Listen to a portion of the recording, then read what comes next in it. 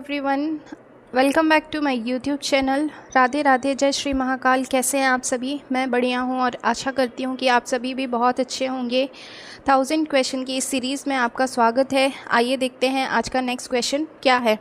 भारत में सबसे बड़ी नदी जो भारत का सबसे बड़ा नदी तंत्र कौन सा है, ये बताना है। Option A Ganga, option B Brahmaputra, option C Godavari, option D Sindhu. नदी तंत्र क्या होता है? किसी भी क्षेत्र में प्रवाहित होने वाली प्रमुख नदी और उसकी सहायक नदियों से जो एक प्रवाह सिस्टम बनता है, अपवाह तंत्र बनता है, उसी को बोलते हैं नदी तंत्र। और हमें पता है कि हमारे भारत की सबसे लंबी नदी कौन सी है, तो वो है गंगा नदी। गंगा नदी की उत्पत्ति कहाँ से होती है? उत्तराखंड के गंगोत्री ग्लेशियर से गंगा नदी की उत्पत्ति होती है। और इसमें पूछा गया है कि भारत का सबसे बड़ा नदी तंत्र कौन सा है, तो इसका आंसर है गंगा। जो गंगा नदी का तंत्र है, ये सबसे बड़ा नदी तंत्र है हमारे भारत में। गंगा की कुल लंबाई कितनी है? 25 किलोमीटर। गंगा, ब्रह्मपुत्र, मेघना विश्व का सबसे बड़ा डेल्टा बनाते हैं। पूरे विश्व का जो सबसे बड़ा डेल्टा है वो हमारे भारत की गंगा, ब्रह्मपुत्र और मेघना नदियों के द्वारा बनाया जाता है। डेल्टा क्या होता है? कोई भी नदी समुद्र के मुहाने पर समुद्र में प्रवेश करने से पहले एक त्रिभुजाकार आकृति बनाती है। अपने साथ लाए हुए निक्षेपों को यहाँ पर निक्षेपित कर देती है, अवसाद जो भी लाती है उनको यहाँ पे डिपॉजिट कर देती है। इसी को बोलते हैं डेल्टा। डेल्टा का आपको शेप याद होना चाहिए कि जो डेल्टा की आकृति होती है वो होती है त्रिभुज के शेप की, त्रिभुजाकार मीन्स ट्रायंगल शेप की। गंगा नदी की लंबाई आपको याद होनी चाहिए, 25 किलोमीटर है। और ये जो 3 नदियाँ हैं ये पूरे विश्व का सबसे बड़ा डेल्टा बनाती हैं। और इस डेल्टा को क्या कहते हैं? गंगा ब्रह्मपुत्र का जो डेल्टा है उसका नाम है सुंदरवन। गंगा ब्रह्मपुत्र के डेल्टा का नाम है सुंदरबन, ये भी आपको पता होना चाहिए। आइए देखते हैं नेक्स्ट क्वेश्चन। हरित क्रांति किससे संबंधित थी? जो भारत में 1960 के दशक में हरित क्रांति आई थी, इसका टाइम पीरियड क्या है? 1960। 1966-67 में इसको भारत में लाया गया था। और इस टाइम पर प्रधानमंत्री कौन थे? 1964 में हमारे प्रधानमंत्री थे लाल बहादुर शास्त्री, और उनका काफ़ी ज़्यादा योगदान है। और इसके बाद श्रीमती इंदिरा गांधी ने भी अपना योगदान दिया हरित क्रांति में। और हरित क्रांति क्या थी? भारत में जो खाद्यान्न की कमी थी, खाद्यान्न की कमी और भूखमरी को दूर करने के लिए हमारे भारत में हरित क्रांति चलाई गई थी। और इसका टाइम पीरियड आपको याद रखना है, 1960 के दशक में इसको लाया गया था। ये किससे संबंधित थी? इसमें किन फसलों के उत्पादन पर अधिक जोर दिया गया? राइट आंसर है गेहूं और धान। भारत में गेहूं और धान के उत्पादन को बढ़ावा देने के लिए हरित क्रांति की शुरुआत की गई थी। टाइम पीरियड 1960 के दशक में इसको शुरू किया गया। Doctor MS. स्वामीनाथन को हरित क्रांति का जनक कहा जाता है। ये क्वेश्चन पूछा जाता है कि भारत में हरित क्रांति का जनक किसे कहते हैं? हरित क्रांति का जनक, ये भारत की बात हो रही है। यदि बात आए भारत की कि भारत में हरित क्रांति का जनक किसे कहते हैं, तो वो थे डॉक्टर एम.एस. स्वामीनाथन। हरित क्रांति को कैसे लॉन्च करना है, क्या इसकी प्रोसेस होगी, ये सब, कौन से इसमें बीज आएंगे, इन सब की जो रूपरेखा है वो डॉक्टर एम.एस. स्वामीनाथन ने तैयार की थी। इसीलिए इनको हरित क्रांति का जनक कहते हैं। और पूरे विश्व में हरित क्रांति का जनक किसे कहते हैं? आप लोग कॉमेंट सेक्शन में बताइए कि विश्व में हरित क्रांति का जनक किसे कहते हैं। भारत में तो कहते हैं डॉक्टर एम.एस. स्वामीनाथन को, लेकिन आपको विश्व के स्तर पर भी पता होना चाहिए। ये क्वेश्चन थोड़ा सा गलत हो गया था, इसको हटा देते हैं। अगला क्वेश्चन, भारत का धान का कटोरा किस राज्य को कहते हैं? भारत का धान का कटोरा किस राज्य को कहते हैं? क्वेश्चन को ध्यान से पढ़ना है, क्योंकि एक पूछा जाता है धान का कटोरा और एक पूछा जाता है अनाज का कटोरा। तो अनाज का कटोरा कहते हैं पंजाब को, और धान का कटोरा कहते हैं छत्तीसगढ़ को। जो भारत का एक राज्य है छत्तीसगढ़, यहाँ पर धान का उत्पादन बहुत अधिक होता है, इसीलिए छत्तीसगढ़ को धान का कटोरा कहते हैं। और अनाज का कटोरा किसे कहते हैं? पंजाब को। ये भी आपको पता होना चाहिए कि भारत का अनाज का कटोरा किस राज्य को कहते हैं? पंजाब को। रीज़न बिहाइंड क्या है कि छत्तीसगढ़ में धान की खेती सर्वाधिक होती है, धान का उत्पादन अधिक होता है, इसीलिए इसको बोलते हैं धान का कटोरा। यहाँ की 80% से अधिक कृषि भूमि धान के अधीन है। जो यहाँ पर फसलें होती हैं उनमें सबसे अधिक कौन सी फसल होती है? धान की। विश्व पर्यावरण दिवस कब मनाया जाता है? बहुत इजी प्रश्न है लेकिन बहुत इम्पॉर्टेंट प्रश्न है। कभी कभी जो इजी क्वेश्चंस होते हैं ना उनमें हमको एग्ज़ाम में डाउट हो जाता है, जो बहुत सरल प्रश्न होते हैं कभी कभी हम वो गलत करके आते हैं, तो आपको ये गलती नहीं करनी है। आपको पता होना चाहिए कि हम 5 जून को विश्व पर्यावरण दिवस मनाते हैं, वर्ल्ड के लेवल पर इसको मनाया जाता है, इसीलिए बहुत इंपॉर्टेंट है। पर्यावरण के संरक्षण के लिए, अपने पर्यावरण को हानि से बचाने के लिए, हम पर्यावरण के प्रति लोगों में जागरूकता बढ़ाने के लिए क्या मनाते हैं? विश्व पर्यावरण दिवस। प्रति वर्ष हम 5 जून को विश्व पर्यावरण दिवस मनाते हैं। और इसकी शुरुआत कब से की गई थी? इसको मनाना हमने कब से शुरू किया? तो 1972 से हमने इसकी शुरुआत की है। 1972 में स्टॉकहोम सम्मेलन के बाद इसको मनाया गया। शुरुआत इसकी याद रखना है और सम्मेलन का नाम भी आपको याद होना चाहिए। वो सम्मेलन था स्टॉकहोम। कमेंट सेक्शन में बताइए स्टॉकहोम किसकी राजधानी है? किस देश की राजधानी स्टॉकहोम है? तो पहली बार हमने विश्व पर्यावरण दिवस कब मनाया था? 1972 में, 5 जून 1972 को मनाया था। और उसके बाद से प्रतिवर्ष हम 5 जून को क्या मनाते हैं? विश्व पर्यावरण दिवस, वर्ल्ड इन्वायरमेंट डे। प्रत्येक वर्ष एक नई थीम रखी जाती है एक अलग थीम होती है, हर वर्ष की अलग थीम होती है। काली मिट्टी को किस फसल के लिए उपयुक्त माना जाता है? तो कपास के लिए। रिपीटेड क्वेश्चन है, इंपॉर्टेंट है। काली मिट्टी को ही क्या बोलते हैं? रेगुर मिट्टी कहा जाता है। महाराष्ट्र, गुजरात और मध्य प्रदेश में पाई जाती है। जो प्रमुख राज्य हैं काली मिट्टी के वो हैं महाराष्ट्र, गुजरात और मध्य प्रदेश। काली मिट्टी कैसे बनती है? ये ज्वालामुखी से बनती है। जब ज्वालामुखी में लावा निकलता है, लावा ठंडा होता है जिससे बेसॉल्ट चट्टान बनती है, और बेसॉल्ट चट्टान के टूटने या चटकने से क्या बनता है? काली मिट्टी बनती है। नर्मदा नदी किस प्रकार की नदी है? तो नर्मदा नदी ये प्रायद्वीपीय नदी है। नर्मदा भारत की पश्चिम की ओर बहने वाली प्रमुख नदी है। 2 नदियां हैं, ताप्ती और नर्मदा, जो कि पश्चिम की ओर बहती हैं और अमरकंटक पठार से निकलती है ये। भारत का सबसे बड़ा जैव मंडल आरक्षित क्षेत्र कौन सा है? भारत का पूछा गया है कि भारत का सबसे बड़ा जैव मंडल आरक्षित क्षेत्र, बायोस्फीयर रिजर्व, बायो इंग्लिश में बोलते इसको, बायोस्फीयर रिजर्व,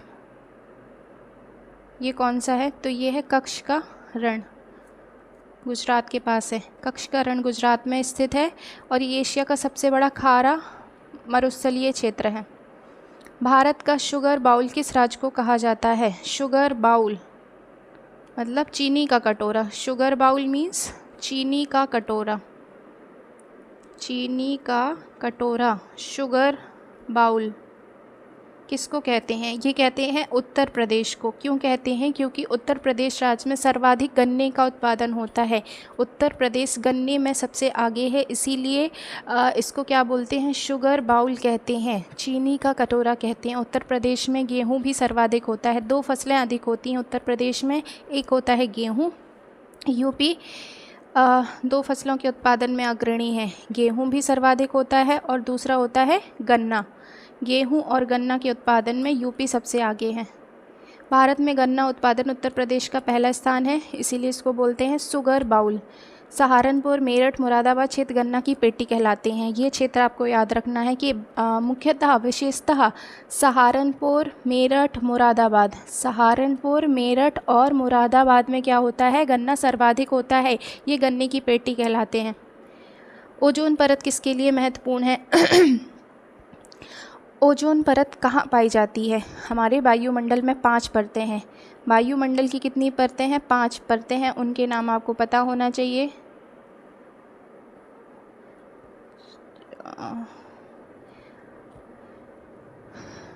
वायुमंडल की 5 परतें हैं। क्षोभ मंडल, समताप मंडल, मध्य मंडल, आयन मंडल और बाह्यमंडल। ये हमारे वायुमंडल की 5 परतें हैं। कौन कौन सी? क्षोभ मंडल, समताप मंडल, मध्य मंडल, आयन मंडल, बाह्यमंडल।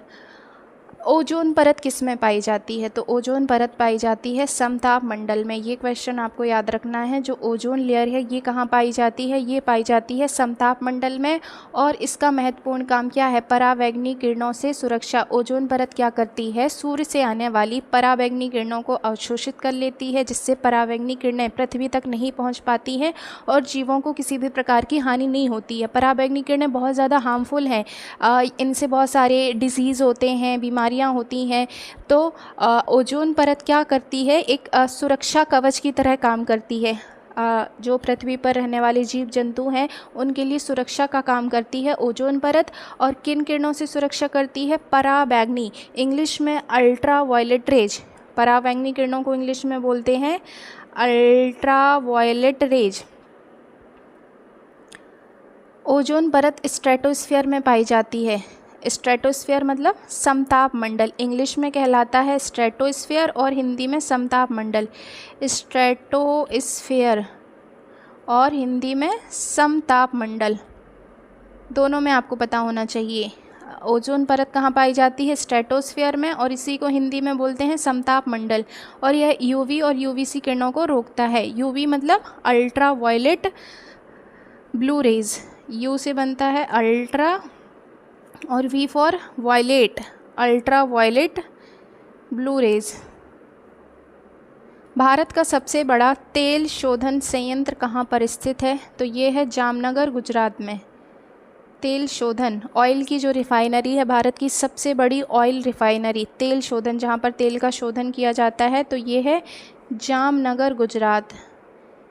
जामनगर, गुजरात में। और इसका संचालन कौन करता है? रिलायंस इंडस्ट्रीज़ द्वारा किया जाता है। जो रिलायंस इंडस्ट्रीज़ है उसके द्वारा इसका संचालन होता है।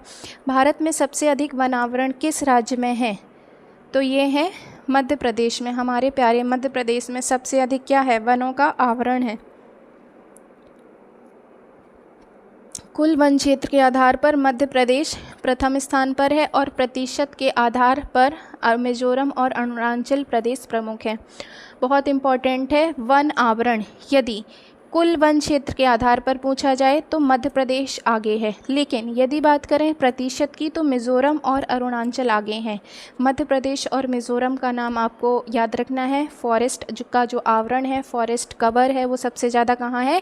मध्य प्रदेश में है और मिज़ोरम में है। माँ से मध्य प्रदेश, माँ से मिज़ोरम, माँ से मध्य प्रदेश और माँ से मिज़ोरम, ऐसे याद रखना है। माँ से मध्य प्रदेश, माँ से मिज़ोरम। तो मध्य प्रदेश किस आधार पर है? कुल वन क्षेत्र के आधार पर, कुल वन क्षेत्र के आधार पर, और प्रतिशत के आधार पर है मिज़ोरम। क्वेश्चन को आपको बहुत केयरफुली पढ़ना है कि प्रतिशत के आधार पर पूछा गया है या कुल वन क्षेत्र के आधार पर पूछा गया है। तो ये अभी क्वेश्चन पूछा गया था कुल वन क्षेत्र के आधार पर सबसे अधिक है, तो वो है मध्य प्रदेश में।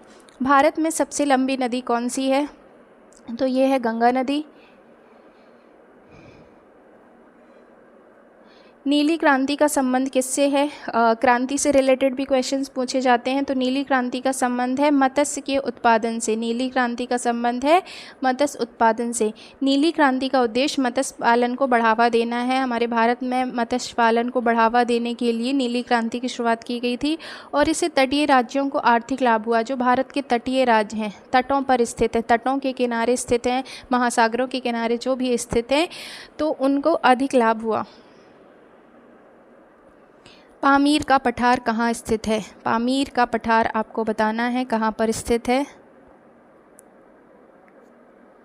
वेट, ये क्वेश्चन थोड़ा सा गलत है, इसको हटा दीजिए। 326 देखिए। भारत में सबसे बड़ा बांध कौन सा है? भारत का सबसे बड़ा बांध कौन सा है? तो ये है टेहरी, और ये कौन से राज्य में है? उत्तराखंड में। टेहरी बांध है भारत के उत्तराखंड राज्य में। और ये किस नदी पर बनाया गया है टेहरी बांध? तो नदी का नाम है भागीरथी नदी, उत्तराखंड में है और इसको भागीरथी नदी पर बनाया गया है। उत्तराखंड में भागीरथी नदी पर इसकी ऊंचाई 260.5 मीटर है। मंगल ग्रह को किस नाम से जाना जाता है? तो मंगल ग्रह को बोलते हैं लाल ग्रह। क्यों कहते हैं? क्योंकि लौह ऑक्साइड की उपस्थिति है। भारत का सबसे बड़ा राज्य क्षेत्रफल के आधार पर, ये रिपीटेड क्वेश्चन है, तो ये है राजस्थान। क्षेत्रफल के आधार पर सबसे बड़ा राज्य है राजस्थान, और जनसंख्या के आधार पर सबसे बड़ा राज्य है उत्तर प्रदेश। जनसंख्या के आधार पर सबसे बड़ा राज्य है उत्तर प्रदेश, लेकिन क्षेत्रफल के आधार पर सबसे बड़ा है राजस्थान। पृथ्वी पर दिन रात क्यों होते हैं? तो ये होते हैं घूर्णन की वजह से, जो अर्थ की रोटेशन की क्रिया है उससे ये होते हैं। सफ़ेद क्रांति का संबंध किससे है? तो सफ़ेद क्रांति का संबंध है दूध के उत्पादन से। और सफ़ेद क्रांति का जनक, दुग्ध क्रांति का जनक किसको कहते हैं? डॉक्टर वर्गीस कुरियन को। डॉक्टर वर्गीस कुरियन कौन थे? भारत में श्वेत क्रांति या सफ़ेद क्रांति के जनक, डॉक्टर वर्गीस कुरियन। श्वेत क्रांति का नेतृत्व डॉक्टर वर्गीस कुरियन ने किया था, इसीलिए इनको फादर ऑफ वाइट रिवॉल्यूशन कहते हैं। और भारत विश्व का सबसे बड़ा दूध उत्पादक देश है। पूरे विश्व में सबसे अधिक दूध का उत्पादन कहाँ होता है? हमारे भारत देश में होता है। एल नीनो किससे संबंधित है? जो एल नीनो की घटना संबंधित है, ये है समुद्री धाराओं से रिलेटेड है। भारत का सबसे बड़ा द्वीप कौन सा है? भारत का सबसे बड़ा द्वीप है मध्य अंडमान। मध्य अंडमान, यहाँ पर है अरब सागर और यहाँ पर है बंगाल की खाड़ी, और यहीं पर ये जो छोटे छोटे द्वीप हैं इनमें से बीच वाला है मध्य अंडमान। अंडमान निकोबार द्वीप समूह बंगाल की खाड़ी में स्थित है और मध्य अंडमान इसमें सबसे बड़ा है। विश्व वन्य जीव दिवस कब मनाया जाता है? वन्य जीवों के संरक्षण के लिए वर्ल्ड के लेवल पर, पूरे विश्व के लेवल पर विश्व वन्य जीव दिवस मनाया जाता है। और ये कब मनाते हैं? 3 मार्च को। 3 मार्च को इसको मनाते हैं। और इसकी शुरुआत किसने की थी? संयुक्त राष्ट्र ने की थी, यूनाइटेड नेशंस। संयुक्त राष्ट्र इंग्लिश में कहलाता है यूनाइटेड नेशंस। उद्देश्य वन्यजीव संरक्षण के प्रति जागरूकता बढ़ाना, वन्यजीवों को शिकार से बचाना, हमारे बायोडाइवर्सिटी को बचाना। नेक्स्ट क्वेश्चन, दक्षिण पश्चिमी मानसून भारत में कब आता है? जो दक्षिण पश्चिम मानसून है इसका टाइम पीरियड बताना है, ये भारत में कब एंटर करता है? तो ये आता है जून में। 1 जून से केरल राज्य से भारत में प्रवेश करता है। 1 जून से केरल राज्य से भारत राज्य में ये प्रवेश करता है दक्षिण पश्चिम मानसून। ये लिखा भी है यहाँ पर, 1 जून को केरल से प्रवेश करता है। और भारत में कृषि के लिए ये क्या है? जीवन रेखा है। भारत की जो कृषि है, जो फसलों का उत्पादन है, वो अधिकांशतः काय पर निर्भर करता है? मानसून पर। जब भी मानसून आता है तब हमारी कृषि अच्छी होती है। अच्छा मानसून आएगा तो उत्पादन भी अच्छा होता है फसलों का। अंतर्राष्ट्रीय तिथि रेखा किस देश के पास मूर्ति है? अंतर्राष्ट्रीय तिथि रेखा, इंग्लिश में बोलते हैं इसको international date line. International date line, ये क्या है? इससे पूरे विश्व के समय का निर्धारण किया जाता है। और ये कहाँ से मुड़ती है? फिजी और अलास्का। फिजी और अलास्का के पास से ये मुड़ती है। तिथि रेखा 180 देशांतर के आसपास होती है। द्वीपों से बचने हेतु कुछ स्थानों पर ये क्या करती है? मुड़ती है। भारत में कृषि जनगणना कितने वर्षों के अंतराल में की जाती है? जो भारत में कृषि की जनगणना है, कृषि की भी जनगणना होती है। और लोगों की जनगणना कितने साल में होती है? 10 वर्ष में। 10 वर्ष में हमारे भारत में लोगों की जनगणना होती है। लेकिन यहाँ पर पूछा गया है कि कृषि जनगणना का टाइम पीरियड क्या है? तो 5 वर्ष। प्रत्येक 5 वर्ष बाद कृषि की जनगणना की है। और इसकी शुरुआत कब की गई थी? 1970 से 71 में इसकी शुरुआत हुई थी। इसमें खेती योग्य भूमि, फसल क्षेत्र एवं स्वामित्व का विवरण लिया जाता है। इसका पर्पज़ क्या होता है कृषि जनगणना का? इसमें ये देखा जाता है कि कितनी ज़मीन खेती योग्य है, कितनी फसल वाली भूमि है, और स्वामित्व का विवरण, मतलब कौन से खेत का कौन मालिक है, स्वामी कौन है, किसके अंडर में ज़मीन है। तो इन सब चीज़ों की जनगणना कृषि जनगणना में होती है। कावेरी नदी का उद्गम स्थल क्या है? तो कावेरी नदी का उद्गम स्थल है ताल कावेरी, उसके नाम में ही लगा है ताल कावेरी। कावेरी नदी कर्नाटक तमिलनाडु से होकर बहती है। जो 2 प्रमुख राज्य हैं जहाँ से बहती है, कर्नाटक से निकलते हुए तमिलनाडु में बहते हुए बाद में ये कहाँ पर मिल जाती है? बंगाल की खाड़ी में। और इसको दक्षिण की गंगा, कहीं कहीं पर इसका नाम दक्षिण की गंगा मिलता है। और यदि वैसे पूछा जाए तो गोदावरी, जो गोदावरी नदी है, इसको दक्षिण भारत की गंगा बोलते हैं क्योंकि इसकी लंबाई दक्षिण भारत में सबसे अधिक है। गोदावरी की लंबाई कितनी है? 1465 किलोमीटर। ब्लैक स्वान घटना किस क्षेत्र से संबंधित है? तो ये आपकी रिलेटेड है अर्थशास्त्र से, इकोनॉमिक्स से रिलेटेड है आपकी। ब्लैक स्वान ऐसी अप्रत्याशित घटना होती है जिसका गहरा प्रभाव पड़ता है। इस शब्द को ये शब्द दिया किसने था? तो नसीम निकोलस तालिब ने ब्लैक स्वान की घटना ये शब्द दिया। भारत का सबसे बड़ा लवणीय जल सरोवर कौन सा है? मतलब ऐसा सरोवर जिसमें नमक की मात्रा बहुत ज़्यादा है, सोडियम क्लोराइड। तो ये है आपकी सांभर झील। सांभर झील लवणीय जल वाला सबसे बड़ा सरोवर है भारत का, और ये कहाँ पर है? राजस्थान में। सांभर झील राजस्थान में स्थित है। यह भारत का सबसे बड़ा अंतर्देशीय लवणीय जलाशय है। अगला क्वेश्चन, अल नीनो घटना का सीधा प्रभाव किस पर पड़ता है? तो ये पड़ता है हमारे मॉनसून वर्षा पर। अल नीनो घटना, अल नीनो प्रशांत महासागर से जुड़ी जलवायु है। आपको ये घटना याद रखनी है, ये किस महासागर से जुड़ी है? तो अल नीनो की घटना प्रशांत महासागर से जुड़ी है। पूरी पृथ्वी पर कितने महासागर हैं? 5 महासागर हैं, जिसमें से प्रशांत महासागर सबसे बड़ा और सबसे गहरा महासागर है। यदि पूछा जाए पृथ्वी पर सबसे बड़ा और सबसे गहरा महासागर कौन सा है, तो वो है प्रशांत महासागर।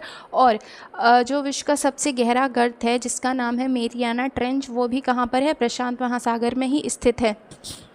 तो ये थे आज के हमारे मोस्ट इम्पॉर्टेंट क्वेश्चंस। यदि आपको वीडियो पसंद आता है तो हमारे चैनल को सब्सक्राइब कर लीजिए, प्लीज़ वीडियो को लाइक कर दीजिए यदि पसंद आता है तो, और अपने दोस्तों में इसको शेयर कर दीजिए। और ज्योग्राफी की पूरी प्लेलिस्ट है, आप पुरानी वीडियोज़ को देख सकते हैं। 25 से 26 वीडियोज़ आ चुके हैं ज्योग्राफी पर, आप प्लेलिस्ट में जाकर के सभी वीडियोज़ को देख सकते हैं। और हमने अभी कांस्टेबल का नया बैच शुरू किया है, तो आप यदि आप लोगों में से कोई कांस्टेबल की तैयारी कर रहा हो तो कांस्टेबल के वीडियोस भी लगातार आ रहे हैं, आप उनको देख सकते हैं और अपनी तैयारी को मजबूत और बेहतर बना सकते हैं। Thank you for watching.